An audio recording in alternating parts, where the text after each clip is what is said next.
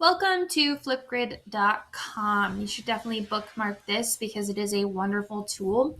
You'll see that it is created by Microsoft, and last year, I think it was, the Bill Gates Foundation made it 100% unlimited free for educators, and I am so glad because for such a time as this, we all need that discussion portion of we don't need it, but we miss it, definitely. That discussion portion of our classes. And this is I think it's a fun and kind of creative way to do those discussions and to post responses in a way that's other than just, writing your question out and that kind of thing. You'll need to sign up using your school email.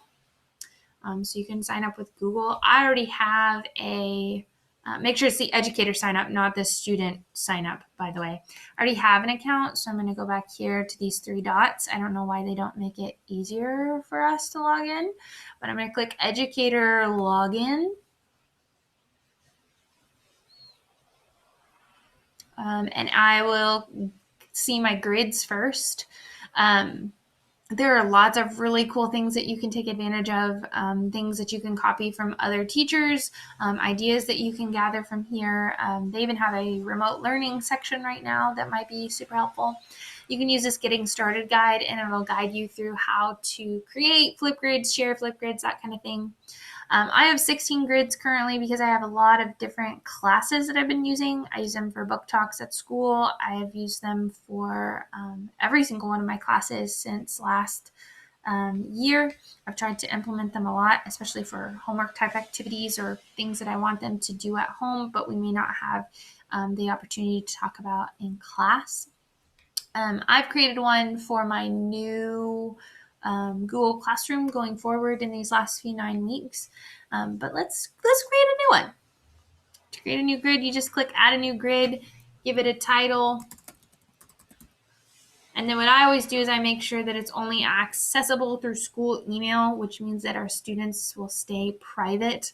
The only ones that I do public, I think, are the book talks because I want students to be able to access those. Maybe I don't remember. But definitely use that school email. It'll prompt you here in a second on how to make sure that it knows what your school email is. Here I've got a chance to create my title. So if I want it to be Mac class title, it's available. Dope. You'll see that I have made an educator login using my old school email. Some teachers may not know that that is a thing. It used to be nrc.k12.ok.us, which is so long. Thankfully, it's now nrcps.org. Make sure that you have both of those because some students use different emails. Some of them have created accounts that use that, and some of them have new accounts that use that because it's requiring you to have a Google account to log in for the privacy, again, of our students. I'm ready to post this now, so I could go ahead and copy this and I could add this to my classroom.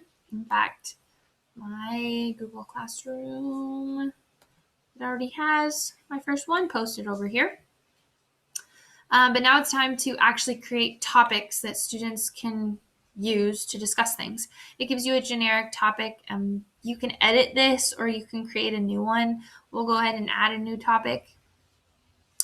You can have your topic title here. You can go anywhere from 15 seconds to 10 minutes. I wouldn't open it up 10 minutes unless you really want them to talk for 10 minutes. They are very intimidated by that number. If you really just needed them to do 15 seconds of something, just do 15 seconds. That matters psychologically to them. I usually open discussions up for about 3 to 5 minutes. Some of them can get pretty verbose. So if it's a discussion, I opened it for that long. You only have 500 characters here, which is really tough, but you do have some editing functions. You can make a cute little GIF, as Mr. McDonald calls it, or a GIF. These are lame. Let's do that one. That's a good one. That is kind of like the header or the icon for this discussion. You can also add a tip like, make sure you're looking at the camera or whatever that is. If you had an attachment of something you needed to remind them to look at while they were discussing or something like that, you could add that here. I'm always going to enable student-to-student replies if it's an actual discussion post, because I want students to be able to communicate with one another. In fact, part of my assignments always include, post your discussion question or your answer and also respond at least to 2 people. If you're worried about what they're posting, you can always do this where you have to approve what they post before they post it. I include all of these things, even likes sometimes, because I think that is kind of fun. It's like social media, but that can also be kind of hurtful, so that's totally up to your discretion. I usually turn this off unless I have an assignment coming up that the students have to do an activity, and then they have to show evidence of that activity and then discuss it on the Flipgrid.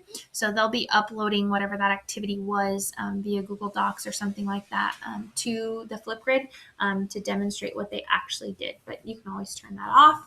You can turn off video count if you think that would be hurtful as well as the video editing. That could be kind of crazy for some kids. But then when we're done, we'll create the topic. Prompt. We'll create the topic. And then this is what you will use. You can post it directly to Google Classroom if you want, but this is what you will use to then post on Google Classroom or however you're getting it to students, so that they can go to that Flipgrid and they can leave their discussion post. Their Flipgrid will look a lot different than yours, obviously. Here you've got this button to record your own response, or you can share your topic through here. But what they'll see is they'll see the focus, they'll see the title, the instructions, whatever you've added here.